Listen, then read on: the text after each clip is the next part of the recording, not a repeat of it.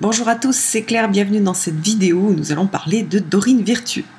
Alors Dorine Virtue, c'est elle qui a fait énormément de tarot, d'oracles, avec donc pas mal de travail sur les anges, sur les maîtres ascensionnés, sur qu'est-ce qu'elle a fait. Elle a fait des choses sur les fées, les licornes, etc.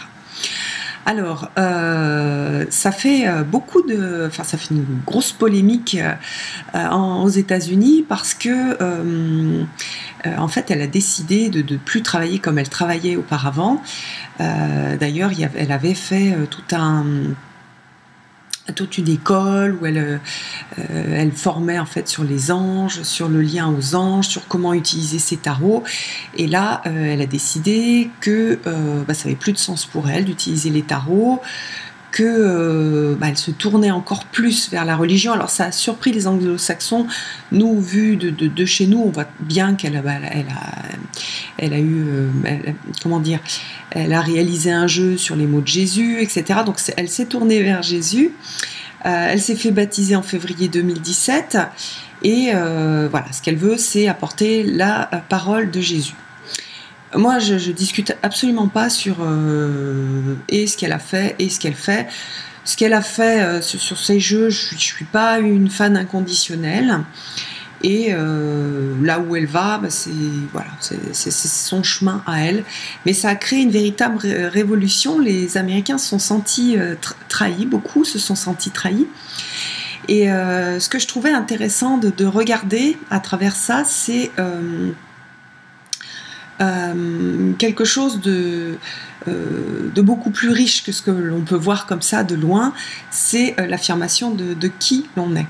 Et j'ai regardé du coup la vidéo, alors que j'en avais regardé aucune de ces vidéos, mais j'ai regardé la vidéo où elle explique sa démarche et pour une fois je l'ai trouvée super intéressante. Qu'on soit du même avis qu'elle ou non, ça n'a pas d'importance. Ce qui est super intéressant, c'est qu'on a un personnage public qui vit de ce qu'elle fait, de ses formations sur les anges, de ses tarots, de ses tirages, et qui décide un jour, à partir de toute la démarche qu'elle a réalisée, que ça ne lui correspond plus et qu'elle va faire autre chose. Et là, on se retrouve avec de l'incompréhension, surtout quand on est une personne publique, de l'incompréhension des autres et l'envie des autres de nous retenir dans notre ancien rôle. Et ça, c'est quelque chose qu'on peut tous vivre, c'est-à-dire que lorsqu'on évolue, lorsqu'on travaille sur soi, on change, on commence à regarder les choses d'une façon différente, et très souvent, en fait, le changement, enfin c'est pas très souvent, c'est toujours, le changement vient toujours de l'intérieur. Donc il y a des choses qui se modifient de l'intérieur, et à l'extérieur, ça se voit pas tout de suite, ou en tout cas, pour les gens qui n'ont absolument pas envie de nous voir évoluer, mais ils ne voient pas qu'on est en train de changer, qu'on est en train d'évoluer. Et lorsque y a quelque chose qui est vraiment prêt à l'intérieur, on n'a pas le choix, on va basculer dans une autre façon d'être, dans quelque chose qui est plus juste pour nous, et ça va complètement déstabiliser les gens qui sont autour.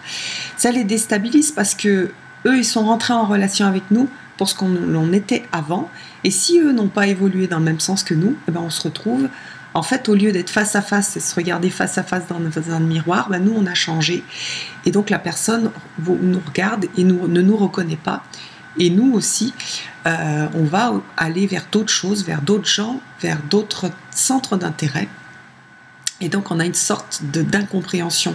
Cette incompréhension, elle est juste des deux côtés, c'est-à-dire, on va la trouver des deux côtés. La personne, elle dit « Oui, je te reconnais plus, t'es plus la personne...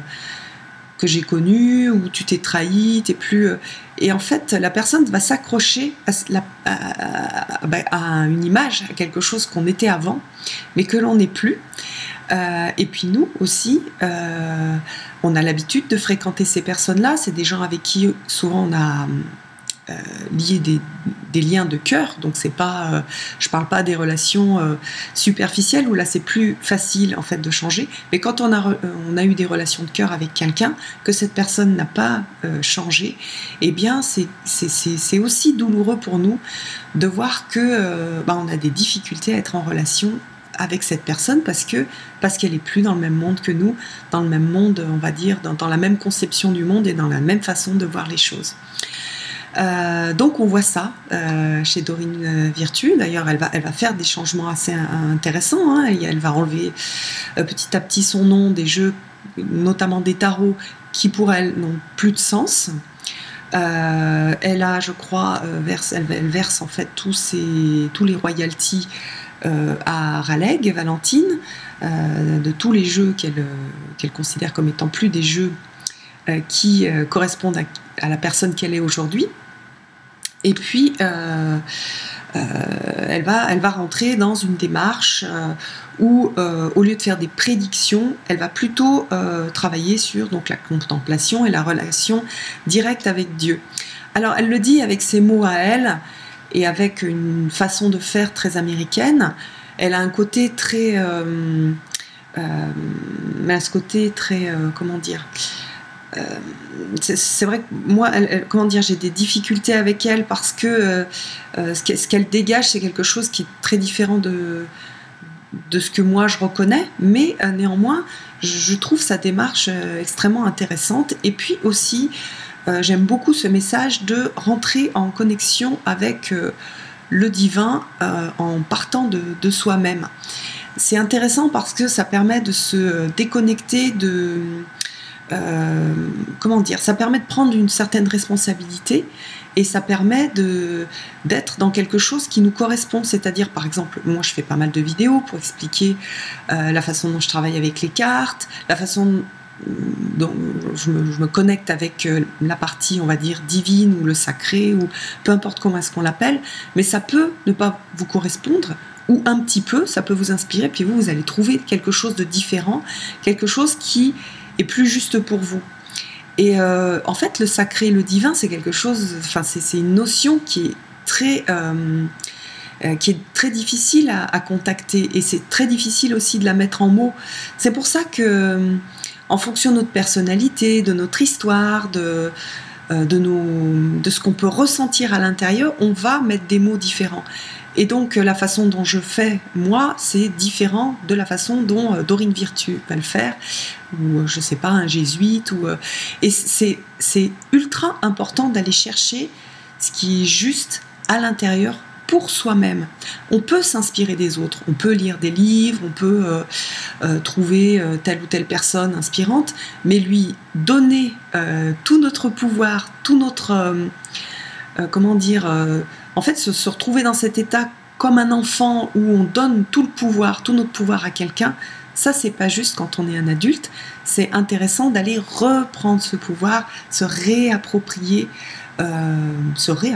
voilà, ce lien avec le mystérieux, on va dire. Voilà.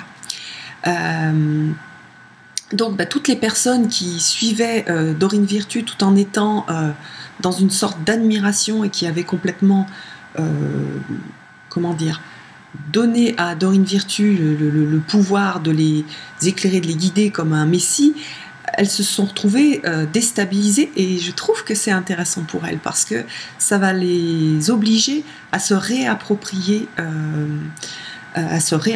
leurs croyances, etc. C'est pas parce que, par exemple, Dorine Virtue se change de chemin que le chemin qu'elle a emprunté n'existe plus. Si c'est un chemin qui vous plaît, qui vous parle, vous allez continuer en fait à cheminer sur ce chemin, même s'il n'y a plus Dorine Virtue. Ça n'a pas d'importance en fait. Donc ce qui est important, ce ne sont pas les personnes, ce sont les chemins, ce sont les graines d'inspiration, et ces graines-là, vous allez les planter et elles vont faire une fleur qui va vous ressembler.